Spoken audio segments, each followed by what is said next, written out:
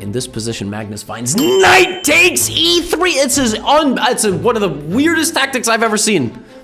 Look at how much time Wesley's down. 26 seconds. The idea of knight takes e3 is to sack the knight before the bishop could take it and then trap the bishop in the center of the board. But not just trap the bishop in the center of the board, trap the bishop in the center of the board in a way where black's queen is coming out and this pawn is weak.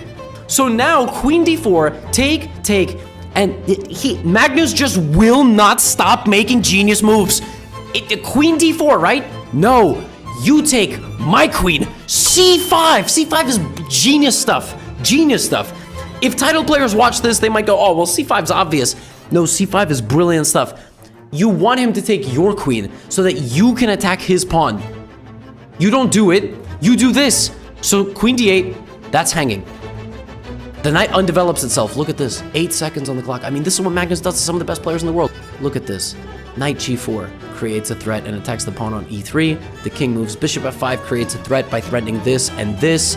White goes here to try to get in the way. To try to undermine White's control of the d5 square, Magnus immediately plays b5, which simultaneously puts pressure on this and removes the control of the d5 square. Knight d5 is played, Magnus immediately hits the knight. Pawn to e4 comes in, now Magnus takes, opening up this pin once again. Now pawn to f5, stripping the defenses away once again. Now knight to f2, hitting the rook and the pawn in the center. Now knight takes e4 check, cashing in, and then he takes. Knight c7, rook to d1. You can take my rook. He gives away a full rook, because if you take it, you can't stop my pawn.